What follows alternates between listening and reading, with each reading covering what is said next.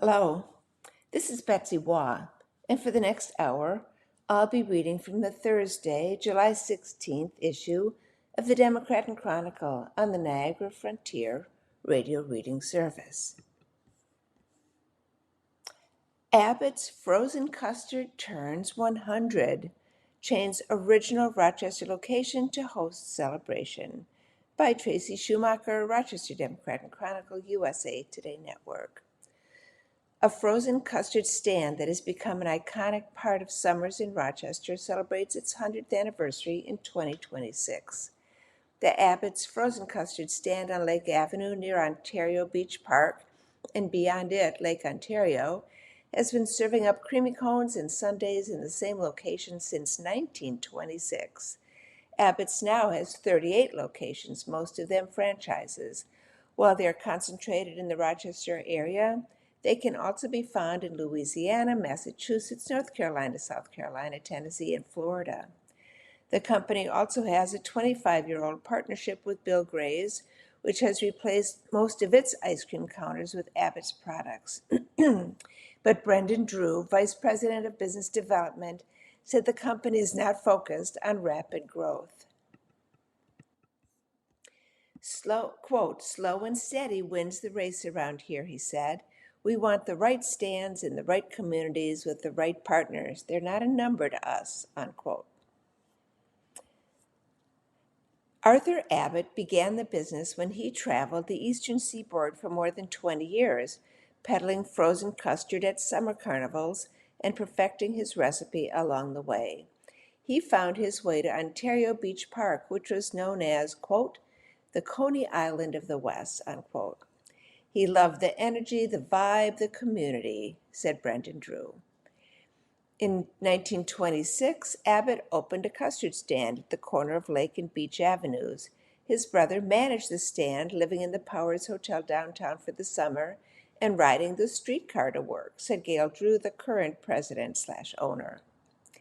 Leonard and Thelma Schreiber bought Abbott's in 1957. Gail Drew, their daughter, remembers working at the stand when it had just 2 windows and the lines stretched down the road. Gail Drew fondly remembered her father quipping that they should give boots to the people at the end of the line because they'd get their feet wet in the lake. The Schreibers expanded the company through franchising and expanded the product line.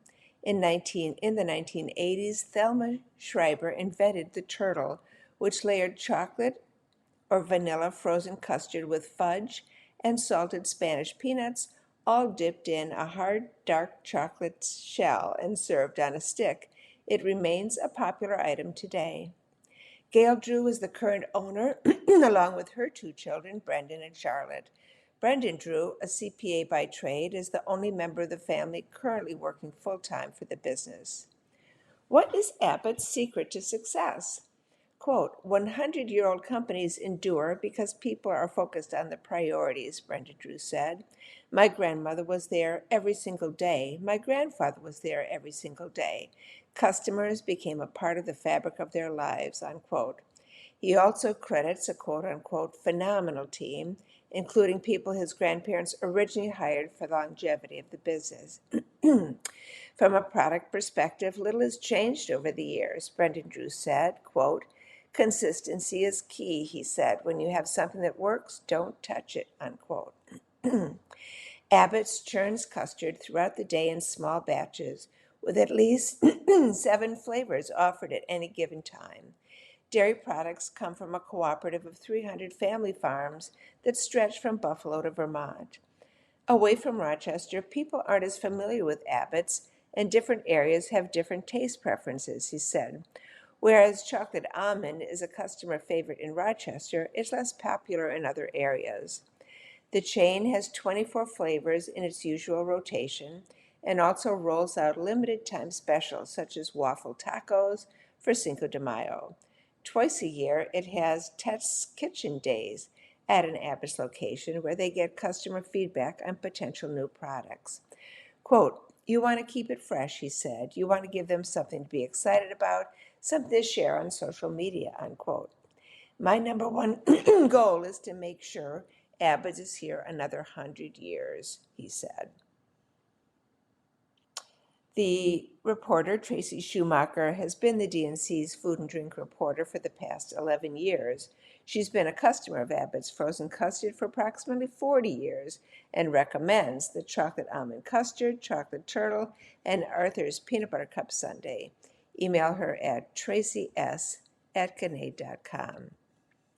The centennial celebration for Abbott's at the original brick and mortar location in Charlotte will host the centennial celebration at 5:30 p.m. tomorrow, July 17th, with live music, face painting, giveaways, and a visit from the Zoomobile.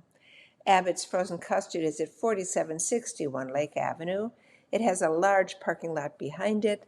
The location has outdoor service windows and a large outdoor deck, but no indoor seating. Find the full menu and other locations at abbottscustards.com. Bello proposes law to lower property taxes for disabled vets, by Kyria Weaver, Rochester Democrat and Chronicle, USA Today Network. Monroe County Executive Adam Bello proposed a local law July 14th that would lower property tax bills for qualifying local veterans. The proposed legislation would opt the county into New York State's expanded real property tax exemption program, which allows local taxing jurisdictions to offer property tax exemptions to qualified veterans based on their military service.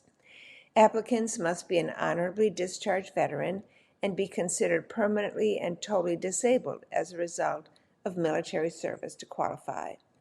The exemption would apply only to a veteran's primary residence and would reduce the county portion of the property tax bill. Quote, "Our veterans stepped up and sacrificed so much to protect our freedoms, and it's our responsibility to ensure they're supported when they return home," Bello said. By adopting this state exemption program, we are providing tangible, long overdue property tax relief directly to the men and women who earned it, unquote. If the legislature approves the proposal, the property tax exemptions application process will be administered through the city or town assessor's office where the property is located. The Monroe County Veterans Service Agency will be available to assist veterans with paperwork and securing the discharge and service records required to verify eligibility. Monroe County Legislature is scheduled to vote on the legislation during its meeting in August. The reporter, Kyria Weaver, works as the Government and You reporter for the Democrat and Chronicle, with a focus on government actions affect communities and neighborhoods in Rochester and in Monroe County.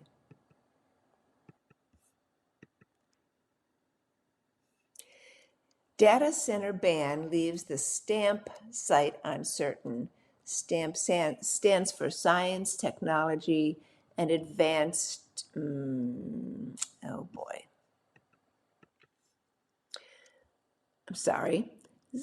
STAMP stands for Science, Technology, and Advanced Manufacturing Park.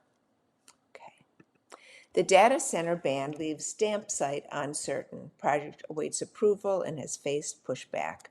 By Steve Howe, Rochester Democrat and Chronicle, USA Today Network. A proposed 500 megawatt data center at the STAMP campus in Genesee County may be among the first projects affected by Governor Kathy Hochul's 1-year moratorium on certain large-scale data centers, which was announced on July 14th. The controversial project has already prompted questions from nearby Monroe County lawmakers about water supplies, electric rates, and environmental impacts. The executive order affects data centers using more than 50 megawatts of power that have not received all of their permits. It's the first statewide moratorium in the nation. A bill to regulate data centers had already passed the state legislature in June, but it has not advanced to Hochul's desk for signing. The governor said she will also pursue legislation to repeal the sales tax exemption for data centers. The moratorium would halt projects going through the approval process, which would appear to include the proposed Stream U.S. data center facility at the Western New York Science, Technology, and Advanced Manufacturing Park, or STAMP, in Genesee County. When reached for comment, a spokesperson for Genesee County Economic Development Center said the agency's legal counsel is still reviewing the language in the executive order. The 500-megawatt data center has yet to pass the town of Alabama's planning process. The next planning board meeting is scheduled for August 3rd, when the center was expected to be on the agenda. The July 6th meeting was canceled after GCEDC advised the planning board it would not be able to complete the documentation and supporting information in time for the agency to make its environmental review determination. No July 20th meeting was scheduled due to vacations. Quote, "We agree that more study is needed to assess the impacts of these facilities on our shared environment, our waters, air, and plant and animal species, and on our utility rates, electrical grid, and quality of life," unquote, said allies of the Tonawanda-Seneca Nation in a statement. The Tonawanda-Seneca Nation, whose territory abuts the STAMP development, and the Sierra Club announced a lawsuit July 13th that challenges the town zoning agreement with GCEDC. The suit alleges the zoning agreement violates state law because it prevents the town from making changes to its multiple zoning laws and comprehensive plan without the agency's approval. Earlier the same day, a letter from elected officials and organizations was sent to the State Department of Environmental Conservation Commissioner Amanda Lefton, asking that no approvals or permits from the Stream U.S. data center project be issued until the company produces a complete site plan application. The letter also requested that GCEDC carry out a new wetlands delineation on the site as directed by DEC.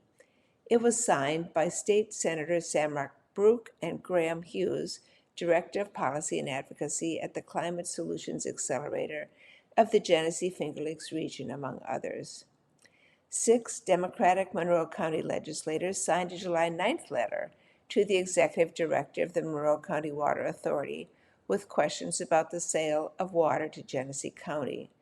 MWCA currently sends 2.5 million gallons of Lake Ontario water to Genesee County and will add another 2.5 million gallons once the second phase of a water supply project is complete. The letter questioned answers to the current terms of the wholesale agreements and whether the Water Authority has been approached by GCEDC, whether Genesee County, GCEDC, or Stream U.S. Data Centers has approached the authority about expanding the wholesale water supply, what such an expansion would cost the Water Authority and if it would affect Monroe County customers, whether the Water Authority considers it appropriate to supply water from a shared Great Lake to a private data center.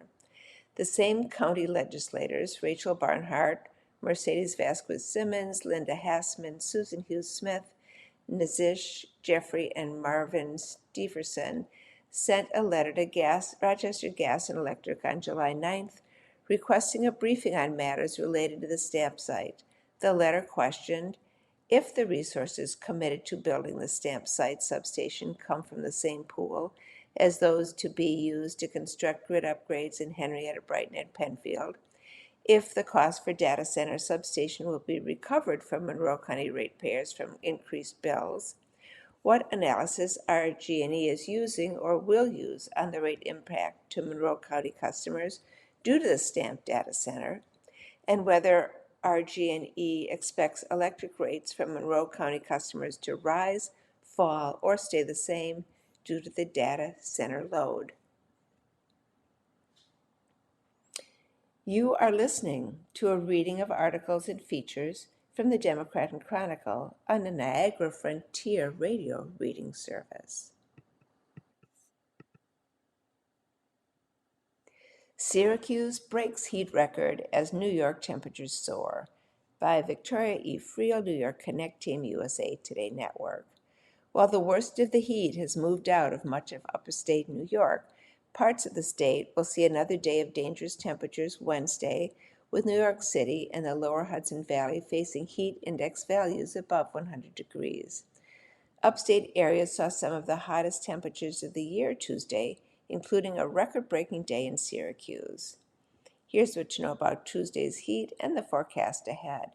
6 New York cities reached or exceeded 90 degrees on July 14th, according to the National Weather Service.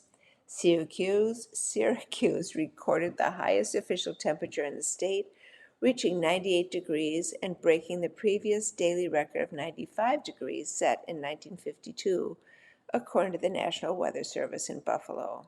Rochester and Albany tied for the second highest temperature Tuesday, with both cities reaching 94 degrees.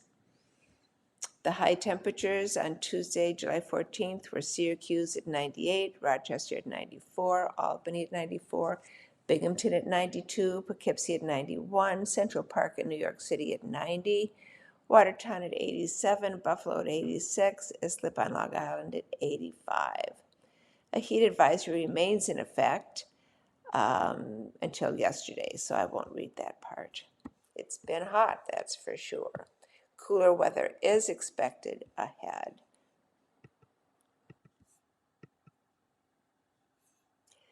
St. John Fisher picks new chair and vice chair by Kyria Weaver, Rochester Democrat Chronicle, USA Today Network. St. John Fisher University has announced Rebecca Polino and Daniel Boyce as the new chair and vice chair of the university's Board of Trustees. Polino and Boyce, who are both alumni of the university, began their 2-year terms on June 1st. This makes Polino the first alumna to serve in the chair role. Dr. Gerard Rooney, president of the university, said he's pleased to welcome Polino and Boyce as the new chair and vice chair of the Board of Trustees. Quote, I look forward to working with them both to continue to build on their leadership and to further the mission of our university, Rooney said in a statement July 13th. I also extend my appreciation to Phil Yeoman for his dedicated service to the board during his tenure as chair. His leadership and business acumen have helped guide our institution throughout his tenure, unquote. Polino earned her bachelor's degree in economics from St. John Fisher in 1986. She first joined the Board of Trustees in 2019 and has held leadership positions on several committees. In addition to serving as vice chair from 24 to 26, Polino is the founding and managing partner of Capital Investment Advisors. At the company, she oversees acquisitions, deal organization, capital sourcing, project management, contract management, leasing, and sales efforts. Before forming CIA, Polino was a managing partner in a land development firm. She began her career as a commercial real estate broker and worked for a national commercial real estate firm in their large asset sales department. Boyce is a 1979 graduate of the university and served as president of the Student Government Association during his senior year. After graduating from Fisher, he went on to earn his Juris Doctor and Master's degrees from Temple University School of Law, where he served as an adjunct professor in the Legal Studies Department. He joined the Board of Trustees in 2021 and is a former general practice attorney. Boyce founded the law office of Daniel J. Boyce, Esquire, in 1998, concentrating in maritime law and civil litigation. Boyce and his wife Shelley have supported the university through creating the Boyce Family Nursing Scholarship in 2025 and the Boyce Family Endowed Scholarship in 2020. They also established the Boyce Family Varsity Weight Room in 2022, a high-use space on campus that serves the Fisher community and hosts 725 student athletes in the facilities for weekly team training sessions. The reporter, Kyria Weaver, works as the Government U reporter for the Democrat Chronicle, with a focus on how government actions affect communities and neighborhoods in Rochester and Monroe County. Popular South Bristol Overlook to get a new look. Rochester Democrat Chronicle, USA Today Network. From South Bristol. The South Bristol Scenic Overlook, which offers spectacular views of Canandaigua Lake, Bear Hill, and many nearby rolling hills, will be getting a spruce up this summer. The revitalization project is spearheaded by the South Bristol Parks and Recreation Committee, led by Councilperson Chris Abraham, alongside committee co-chairs Jeff Liebentred and Beth Fritsch, and support from volunteer Matthew Spear. Parks and outdoor spaces are vital to the health, well-being, and identity of the South Bristol community, Abraham said in a prepared statement. Quote, by enhancing the scenic overlook, we are ensuring a safe, beautiful, and world-class space to connect with nature and experience the spectacular landscape of the Finger Lakes, unquote, Abraham stated. What's happening at the overlook? Key improvements and highlights of the revitalization to this popular stop on County Road 12 include the complete regrading and repaving of the public parking areas, which are scheduled the last 2 weeks of July. Fitch designed the fresh flower beds, which were planted by volunteer members of the committee. Contributions from Gannett Hill Gardens and Joseph's Wayside helped make the new seasonal flower installations possible. Extensive mowing and weeding, along with repairs to the site's pavers and curbing, will further improve the overlook's appearance. Visitors will also learn about the importance of the lake watershed through a new educational interactive sign, which is part of the virtual museum of the Finger Lakes Connection. Why is this South Bristol project important? Preserving scenic vistas is a foundational goal of the town, stated South Bristol Town Supervisor Lisa Moore. Quote, this revitalization not only ensures that residents and visitors can safely enjoy this iconic view of Canandaigua Lake for generations, but it also reinforces our commitment to environmental stewardship in the watershed, unquote, Moore stated.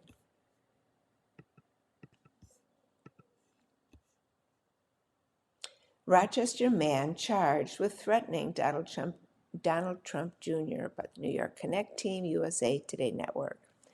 A Rochester man has been charged in federal court after prosecutors say he made online threats to kill President Donald Trump's son, Donald Trump Jr. James Gerald Eckert Jr., 39, of Rochester, New York, was arrested and charged by criminal complaint with threatening to kill, kidnap, or inflict bodily harm on a member of the immediate family of the president, according to the U.S. Attorney's Office for the Western District of New York. The charge carries a maximum penalty of 5 years in federal prison. Eckert made his initial appearance before U.S. Magistrate Judge Mark W. Peterson and was held pending a detention hearing scheduled for July 20th. Prosecutors say threats were made during podcast live stream. According to the criminal complaint, the U.S. Secret Service was alerted June 18th after multiple threats were posted in the live chat of Donald Trump Jr.'s podcast, which is called Triggered with Donald Trump Jr. Prosecutors allege the threats were posted from an account using the username James Gerald Eckert Jr. / James Gerald Eckert and included statements threatening to kill Trump Jr. Authorities said Eckert was also live streaming himself on the video platform Rumble, while allegedly repeating similar threats against Trump Jr. and Rumble's CEO during an approximately 8-minute broadcast. Federal prosecutors allege Eckert made other threatening social media posts earlier in June. According to the complaint, a June 7th Facebook post threatened Rochester Mayor Malik Evans and his family. Prosecutors also allege Eckert posted a threat on June 11th directed at New York State Senator Samara Brooke on her official Facebook page. The case is being prosecuted by Assistant U.S. Attorney Louis A. Tostani, following an investigation by the U.S. Secret Service and the Rochester Police Department. A criminal complaint is an allegation. Eckert is presumed innocent unless and until proven guilty in court.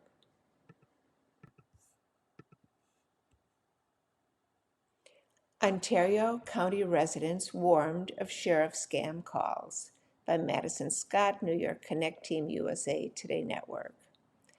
Ontario County residents may be the target of a new scam. Residents have reported receiving scam calls from a person claiming to be the Ontario County Sheriff's Office, requesting various payment methods to pay a family member's bail, according to OSCO. The Sheriff's Office stated that OSCO, the Ontario County Court, or any court will never ask or demand payment from residents over the phone.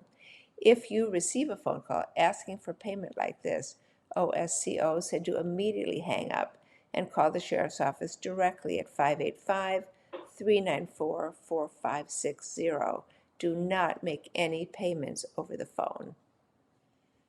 The reporter Madison Scott is a New York Connect reporter covering entertainment, breaking and consumer news, and trending topics with a focus on stories that matter to readers across New York State. She also has an interest in how the system helps or doesn't help families with missing loved ones. She can be reached at mdscott@ustodayco.com. The Regional Transit Service on-demand changes for fall include end to weekend service. By Kyria Weaver and C.J. Leathers, Rochester Democrat Chronicle, U.S. Today Network. The Regional Transit Service announced on July 14th that RTS On Demand will be making changes to their schedule, ending nighttime service and weekends.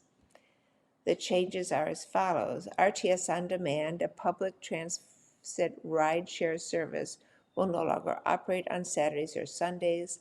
On weekdays, they will run until 8 p.m. and then end for the day. This new schedule is set to begin on September 7th. And the fixed route RTS buses are no change. The RTS Access Paratransit, no change. If you have questions, go to myrts.com. Why were these cuts made? According to RTS, the change is a part of their effort to manage a structural budget deficit responsibly while still providing a safe, reliable, convenient, and sustainable transportation mode across the community. Tom Breed, RTS Public Information Officer, said that over the last several years, RTS has seen a lot of the same challenges that other businesses and organizations have faced, such as increased costs, supply chain issues, and inflation. He also mentioned that their expenses have risen at a rate that's faster than the funding they receive is increasing. Quote, "We are a publicly funded entity. We do get some fare revenue, but that fare revenue only represents about 5% of our total budget," Breed said. "The rest of that budget primarily comes from funding that we get from state and federal governments," unquote. RTS On Demand represents just under 3% of the overall ridership. The decision was the least impactful, and it has the least a negative effect on the least amount of their customers, Breed said. No employee layoffs are planned. Instead, the transportation service encourages those who are affected by this change to plan ahead and seek other options. Importantly, fixed route RTS and paratransit services are not affected by this change and will operate as usual. Nonprofit organization Reconnect Rochester says it is alarmed by these cuts to the on-demand service. Quote, "These cuts further exacerbate the declining quality of RTS's suburban service," unquote, said Cody Donahue, co-executive director of Reconnect Rochester, in a statement. Quote, "In our view, the changes implemented last year made using the on-demand service harder for residents with the introduction of quote-unquote virtual stops and restrictive cancellation policies, not to mention more costly with substantial fare increases," unquote. Reconnect Rochester is asking anyone with concerns about the impact of these changes and the state of public transportation to contact RTS and their state representatives to share how these cuts impact their lives. RTS leadership responds. The RTS CEO, Miguel Velasquez, provided the following statement about the change. Quote, "While the decision to make these changes was difficult, it was also necessary to help us ensure the long-term financial health and sustainability of the transit system as a whole. We're committed to being transparent with our customers and employees and equally committed to protecting and preserving the transit system for many years to come. We look forward to continuing our work with the community to responsibly manage the resources entrusted to us," unquote. Kyria Weaver, the reporter, works as the Government and You reporter for the Democrat Chronicle with a focus on how government actions affect communities and neighborhoods. in Rochester and in Monroe County. You are listening to a reading of articles and features from the Democrat Chronicle on the Niagara Frontier Radio Reading Service. Obituaries. Robert Dickerson, age 97, in Pittsford, New York, passed on July 12th. Arrangements are through the Anthony Funeral and Cremation Chapels and the Brighton Rochester Chapel. Audrey M. Levine, Lavigne, aged 84, in Rochester, New York, passed on July 13th. Arrangements are through the Falvo Funeral Home Incorporated. Tony Phelps, age 73, in Rochester, New York, passed on July 4th. Arrangements are through the Regency Funeral Chapel Incorporated in Rochester. Service time is July 17th at noon at the Genesee Baptist Church. And Eleanor Privatera, age 92, in East Rochester, New York, passed on July 13th. Arrangements are through the Harloff Funeral Home.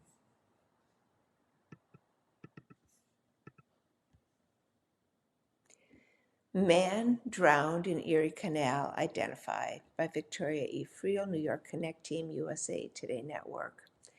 Newark police have identified the Canadian man who drowned in the Erie Canal in Wayne County over the weekend. John Fiander, Fiander, 65, of Ontario, Canada, was pronounced dead Saturday, July 11th, after his body was recovered from the Erie Canal in Newark, according to Newark Police Chief Augustin Gonzalez.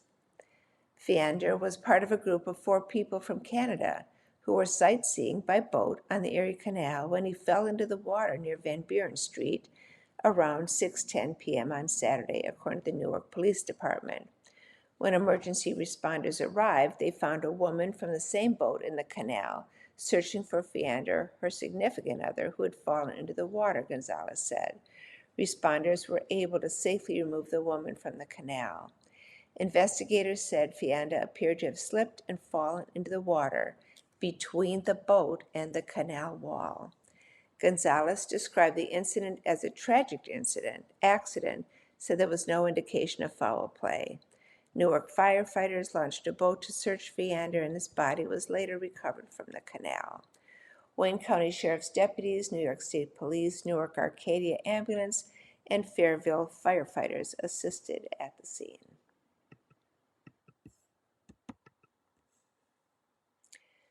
Reported drowning at Fairhaven State Park prompts search. New York Connect Team, USA Today Network. A search is underway after reported drowning Tuesday afternoon at Fairhaven State Park in Cayuga County. New York State Police said troopers responded to Fairhaven State Park in the village of Fairhaven at about 3:30 p.m. on Tuesday, July 14th, after receiving a report of a drowning in Little Sodas Bay. Authorities have not released information about the person involved. Search efforts are ongoing and involve several local, state, and federal agencies, including Cayuga County Sheriff's Office Marine Patrol, Wayne County Sheriff's Office Marine Patrol, Fairhaven Fire Department Boat Team, U.S. Coast Guard, New York State Police Underwater Recovery Team. Members of the New York State Police Bureau of Criminal Investigation are also assisting at the scene. State Police said the investigation remains active. Additional information will be released as it becomes available.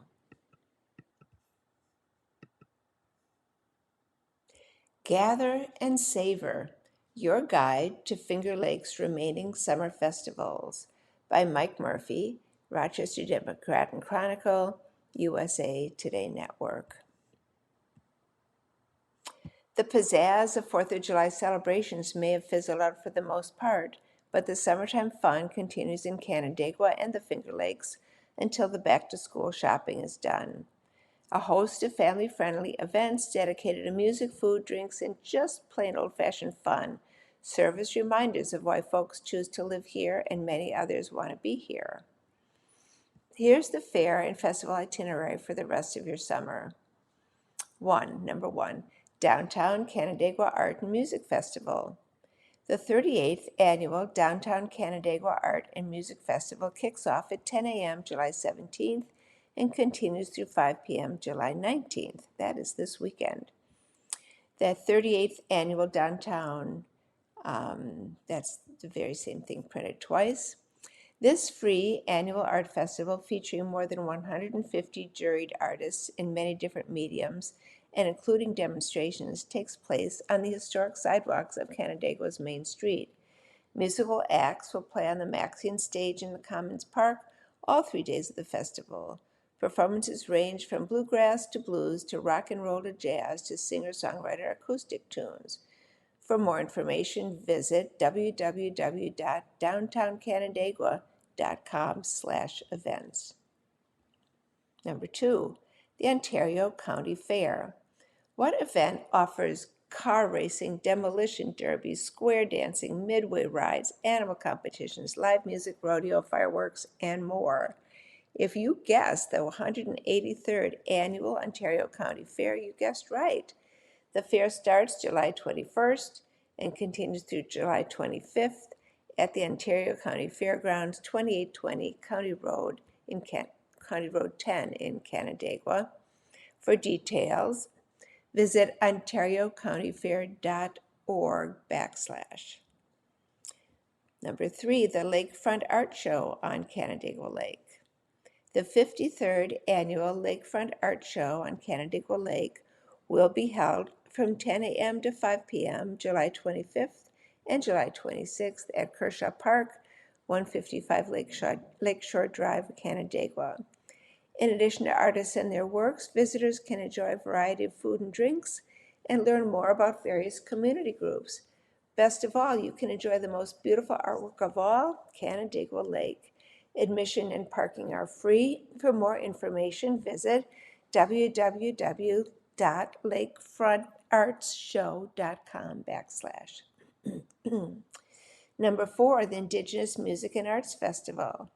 Ganondagan State Historic Site in Victor will host an Indigenous Music and Arts Festival from 10 a.m. to 6 p.m.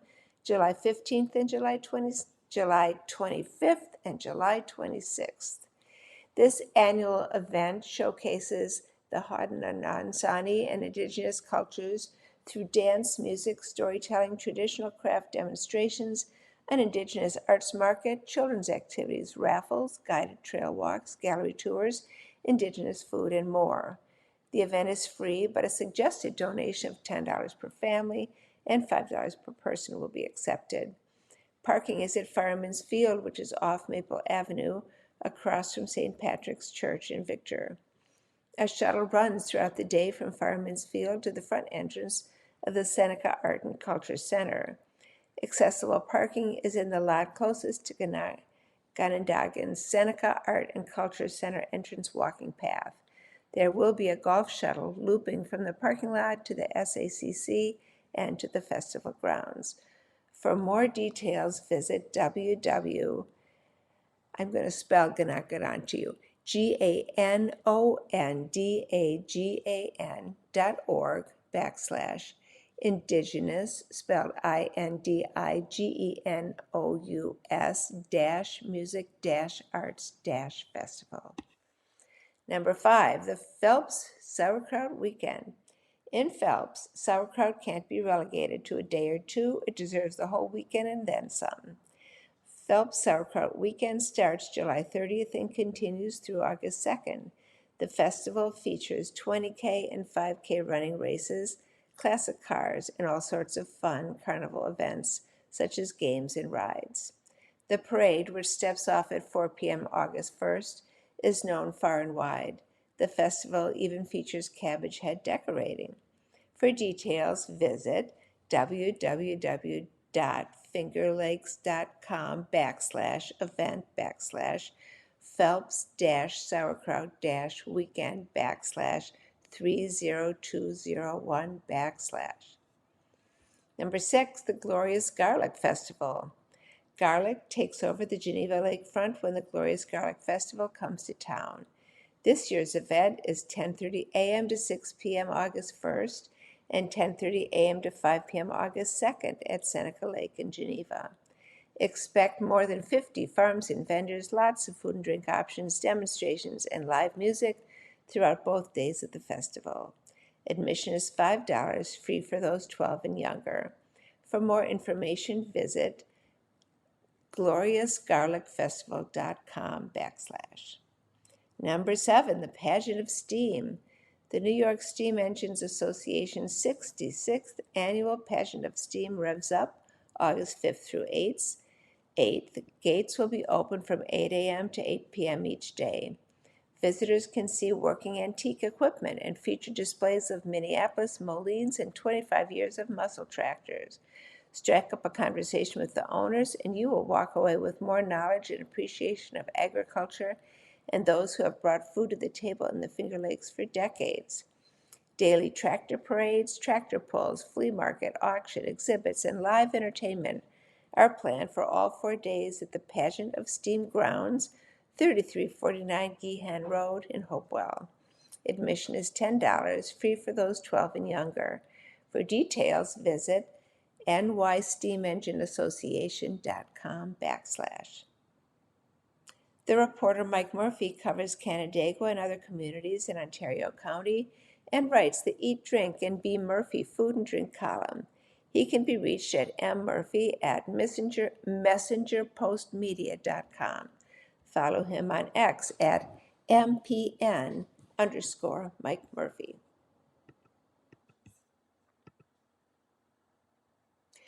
Geneva founded Gym Class Heroes to perform at New York State Fair by Madison Scott, New York Connect Team USA Today Network.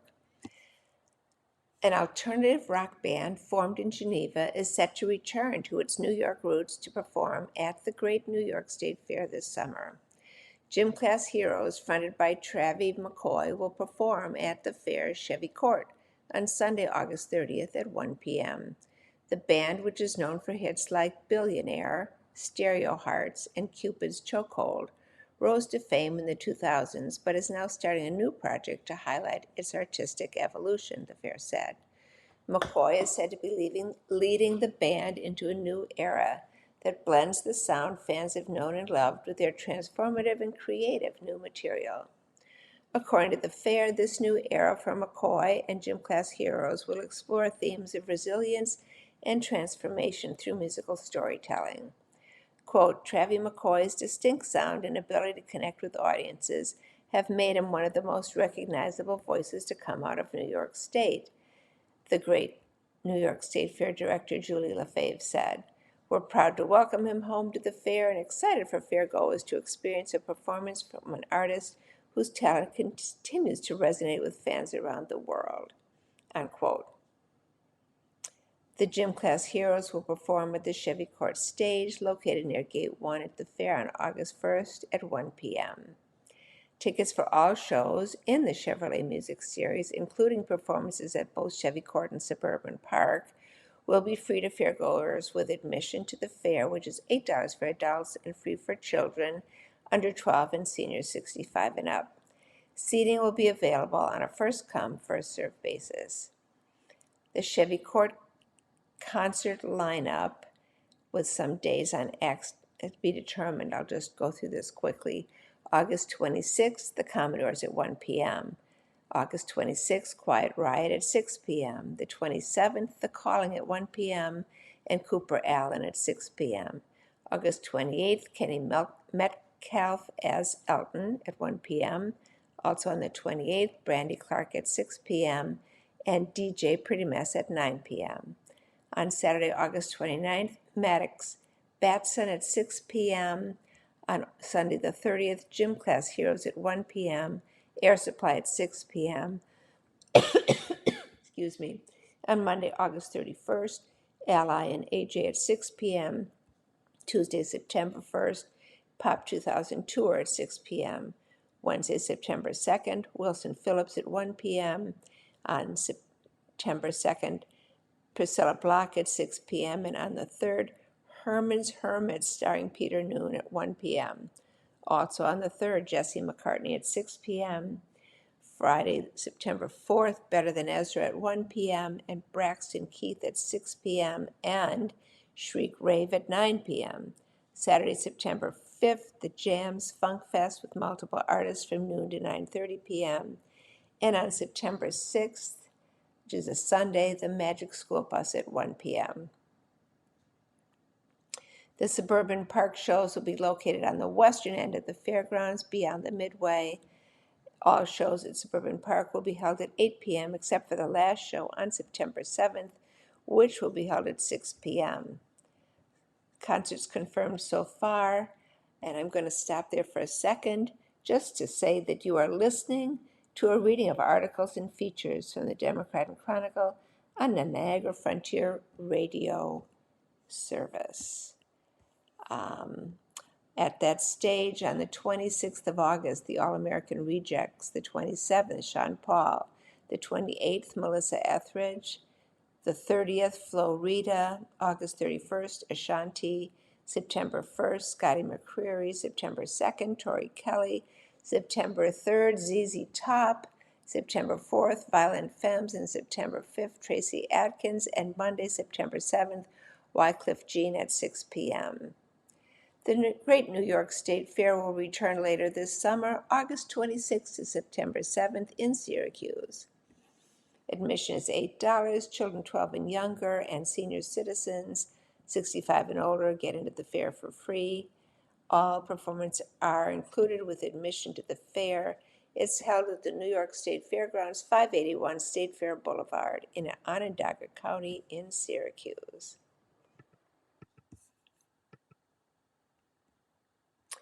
Perseids offer year's best shooting stars by Victoria E. Friel, New York Connect Team USA Today Network. More than 100 meteors an hour could soon light up the night sky as the annual Perseid meteor shower is to begin.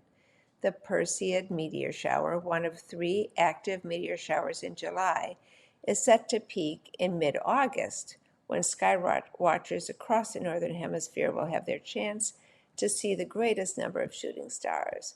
This year, the peak falls during August's new moon phase when the skies will be dark, which creates rather ideal viewing conditions. Considered the best cosmic display of the year, the Perseids appear to come from the constellation Perseus, NASA says, hence the name. However, the pieces of debris that create the Perseid meteor shower originate from the comet 109P/Swift-Tuttle. When can you see the Perseid meteor shower? The Perseids, which are active from July 17th through August 24th, will peak on the night of August 12th into August 13th. The best viewing typically starts late at night and continues into the early morning hours, with the pre-dawn period offering the most meteors as the radiant climbs highest in the sky. In many areas, you can begin spotting meteors as early as 10 p.m., with visibility improving through the night. This year, peak conditions coincide with a new moon, which means the sky will be dark. If the sky remains clear, the sky gazer should be able to see plenty of activity. What will the Perseid meteor shower look like? The Perseids meteors are plentiful, swift, and bright, according to NASA. The popular meteor shower consists of 50 to 100 meteors per hour and is known for its fireballs and the long wakes of light and color left behind its meteors. How to watch the Perseid meteor shower. No equipment is needed to watch, just patience and preferably a dark sky. For the best experience, find a dark location away from city lights. Allow time for your eyes to adjust to the darkness. Look toward the northeast sky and scan broadly and dress for the weather.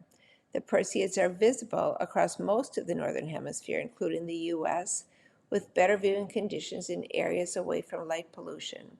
Quote, the darker the skies, the better your chances of seeing the really faint meteors as well, unquote, said Dr. Ashley King of London's National History Museum.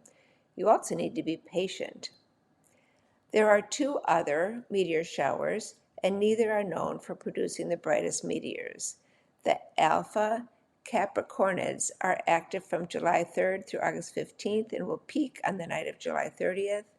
The Delta Aquarids are a strong meteor shower active between July 12th and August 23rd, peak on the night of July 30th also. The next full moon, 2026, will be the July full moon known as the Buck Moon on July 29th, 2026. Quote-unquote explosive diarrhea parasite not just on produce. Preliminary data shows about 511 cases in New York by Madison Scott and Mary Walrath Holdridge, New York Connect Team, USA Today Network. Cases of a parasite causing illness that can trigger explosive diarrhea are rising in New York and across the country, but investigators have yet to identify a common source. Cyclosporiasis is an intestinal illness caused by the microscopic parasite Cyclospora cayetanensis. The last word is Cayetanensis. While the parasite has long been associated with contaminated fresh produce, some experts believe the focus on food may be overlooking another possible source, which is water. As of July 14th, preliminary data from New York State health officials showed about 511 cases of cyclosporiasis reported statewide since May 1st, among the highest totals in the nation. Preliminary data from New York City health officials show another 374 cases in the city between May 1st and July 10th. Cyclosporiasis is not new to New York. State officials reported roughly 500 to 700 cases in each of the past 2 years. Although infections typically increase during the spring and summer, the current surge in New York and across the country has drawn renewed attention from public health officials. While federal and state agencies continue warning consumers about fresh herbs, leafy greens, and other produce linked to previous outbreaks, former officials with the U.S. Food and Drug Administration and U.S. Department of Agriculture told USA Today the investigation should look more closely at contaminated water. Why investigators are struggling to find the source. USA Today previously reported that cyclosporiasis is more difficult to trace than foodborne illnesses such as E. coli or Listeria. The parasite has a longer incubation period, making it harder for sick people to remember exactly what they ate. It's also difficult to detect in food and environmental samples and cannot be tracked using the same genetic fingerprinting methods commonly used for bacteria. Kalmia Kneal, a professor of microbial food safety at the University of Delaware, told USA Today another challenge may be reduced disease surveillance at the federal level. In 2025, the Centers for Disease Control and Prevention scaled back a decades-old federal state monitoring program known as FoodNet. Cyclospora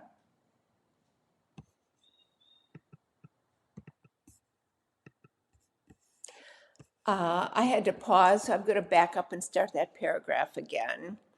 In 2025, the Centers for Disease Control and Prevention scaled back a decades-old federal state monitoring program known as FoodNet. Cyclospora and 6 other pathogens are no longer required to be reported through the surveillance network. Kneal, her last name is spelled Kniel, said losing that data makes it more difficult for investigators to identify national trends and connect illnesses to a common source. Quote, "We have a lot less information to work with," Kneal told USA Today. "I think we're seeing some of the effects of that now," unquote.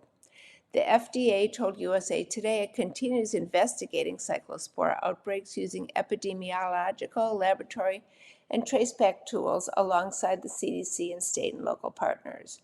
Quote, "Protecting the nation's food supply is a core FDA responsibility," unquote, the agency said. Some experts believe contaminated water may be playing a larger role than previously recognized. Quote, "The role of water in the transmission of cyclospora to humans is probably underestimated or underrepresented and less understood," Former FDA Deputy Commissioner for Food Policy and Response Frank Yiannas told USA Today. He said several produce-related outbreaks were ultimately traced back to contaminated irrigation water. Water contaminated by sewage leaks, wastewater overflows, failing septic systems, or flooding can carry the parasite into irrigation canals where it contaminates crops before they're harvested. During one FDA investigation, Yiannas said officials traced an outbreak to red cabbage grown in South Florida after testing found cyclospora was prevalent in canals used to irrigate nearby farms. Dr. Robert Mandrell, a microbiology researcher and former USDA official, told USA Today the parasite is especially resilient. Quote, "It's very resistant," Mandrell said. "One expects that when you do treatment of water in a wastewater facility that it can withstand that chlorine," unquote. Mandrell said contaminated floodwater may expose people to the parasite in ways that have received less attention than food contamination. Michigan and Ohio, two states reporting large numbers of cases this year, both experienced significant flooding in recent months. New York has also seen repeated rounds of heavy rain and flooding this spring and summer. When heavy rainfall overwhelms sewer systems or septic tanks, untreated or partially treated sewage can spread into neighborhoods, waterways, and agricultural areas. That contamination may eventually reach recreational waters, private wells, or irrigation systems. Quote, "It may not be the drinking water that's contaminated, but we don't know that," unquote, Mandrell told USA Today. "It also may be just exposure to flood water that has some level of sewage in it," unquote. He said surveillance for cyclospora in U.S. waterways remains limited. Quote, "You do not need to do a major study, not just of drinking water. You need to do a major study, not just of drinking water, but of the rivers and streams that get the outflow from wastewater," unquote, Mandrell said. Yiannas noted that previous investigations have linked infections to tap water in a residential dormitory, sewage cleanup work, and swimming in Lake Michigan. However, both experts stress there is still no evidence that those scenarios experience current rises in cases. This article, see if I can keep going. Researchers, before the end of my time, researchers understand how cyclospora causes illness, but still know relatively little about how it survives and spreads in the environment before affecting people. The parasite's complex life cycle and difficulty growing it in laboratory settings have slowed research. He and Yiannas both said more resources should be devoted to studying whether water plays a larger role in transmission than previously thought.